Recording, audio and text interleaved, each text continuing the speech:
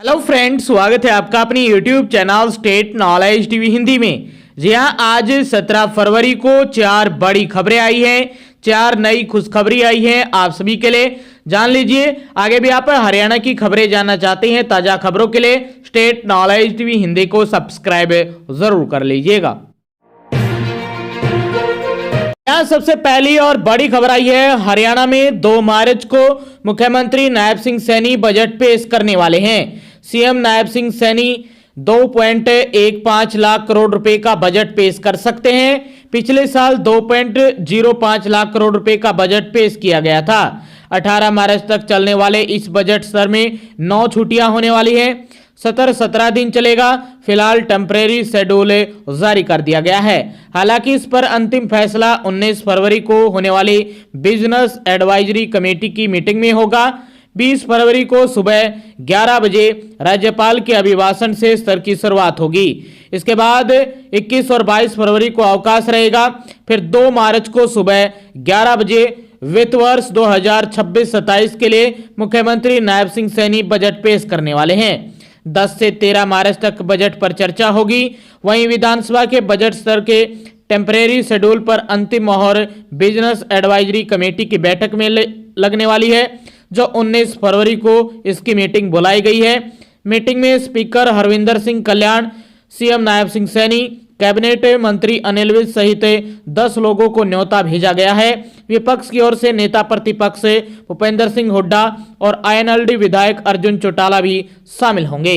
ये पहली बड़ी खबर आई है आप सभी के लिए। दूसरी बड़ी खबर में एक साथ 2 खबरें हैं आप सभी के लिए। स्टेनोग्राफर भर्ती को लेकर पहली बड़ी खबर, स्टेनोग्राफर के पदों पर भर्ती के लिए आवेदन मांगे गए हैं। यह भर्ती एडहोक आधार पर 6 महीने के लिए होने जा रही है। पुरुष और महिला जो भी उम्मीदवार इच्छुक है वे अपने आवेदन भारतीय डाक के माध्यम से भेज सकते हैं। इन पदों के लिए उम्मीदवार का स्नातक पास होना जरूरी है। उम्मीदवार को कंप्यूटर का ज्ञान होना भी आवश्यक है। अंग्रेजी स्टेनो में 80 शब्द प्रति मिनट की गति होनी चाहिए। किसी भी वर्ग के उम्मीदवार को कोई भी आवेदन शुल्क नहीं देना।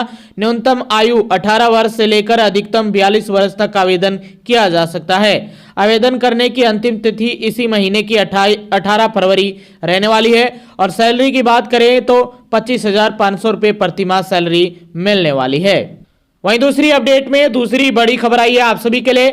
हरियाणा में 4000 शिक्षकों पर संकट आ गया है। हरियाणा के लगभग 4000 शिक्षकों की नौकरी पर खतरा मंडराने लगा है। दरअसल यह शिक्षक पूर्व मुख्यमंत्री भूपेंद्र सिंह हुड्डा की सरकार में विज्ञापन संख्या 2/2012 के तहत अनुभव के आधार पर नौकरी पाए थे। अब सरकार की ओर से एक बार फिर से एस्टेट पास नहीं करने वाले प्राथमिक शिक्षकों की सेवाएं समाप्त कर दी जा रही हैं। हालांकि सरकार ने इन शिक्षकों को एक बड़ी राहत देते हुए तय किया है कि यदि यह टीचर्स अगले साल मार्च यानी 2027 तक हरियाणा शिक्षक पात्रता परीक्षा यानी एस्टेट पास कर लेते हैं तो इनकी नौकरी जारी रहेगी, वरना इनको हटा दिया जाएगा। 4 वर्ष के शिक्षण अनुभव के आधार पर चयनित शिक्षकों को 1 अप्रैल 2015 तक एस्टेट पास करना था। बाद में 2017 में विभाग ने नियुक्ति पत्रों में यह शर्त जोड़ दी थी कि उन्हें भविष्य में परीक्षा पास करनी होगी।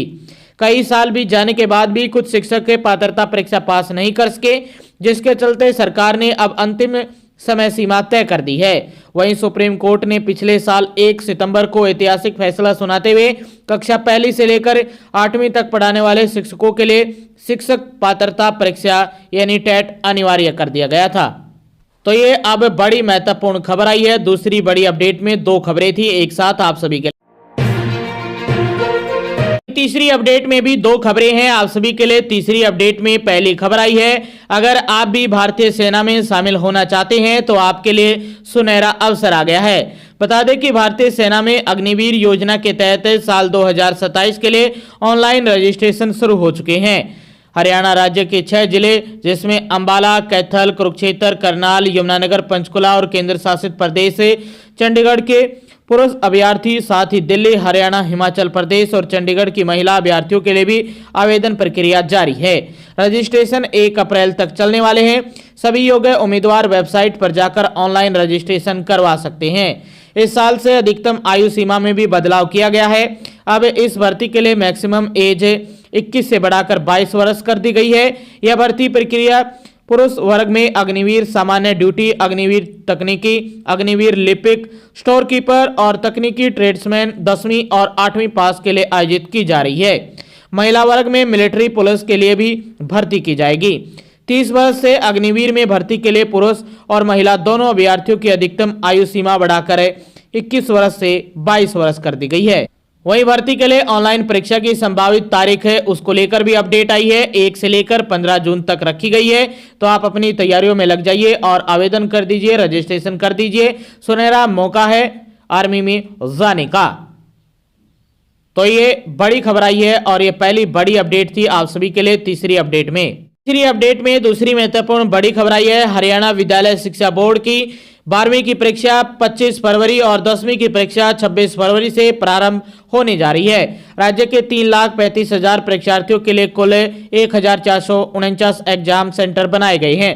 बोर्ड की ओर से साफ कहा गया है कि इस बार परीक्षा को नकल रहित बनाने के लिए कड़े इंतजाम किए गए हैं। गड़बड़ी करने वाले पर सीधी आर्थिक मार की जाएगी। अगर किसी केंद्र से पेपर आउट होता है या किसी भी वजह से परीक्षा कैंसिल करनी पड़ती है तो दोबारा परीक्षा कराने का पूरा खर्च जिम्मेदारों से वसूला जाएगा। इस केंद्र का मुखिया, पर्यवेक्षक और ड्यूटी पर मौजूद स्टाफ भी जिम्मेदार माना जाएगा। बोर्ड ने नकल पर नकल कसते हुए सरकारी स्कूल स्टाफ की भूमिका भी तय कर दी है।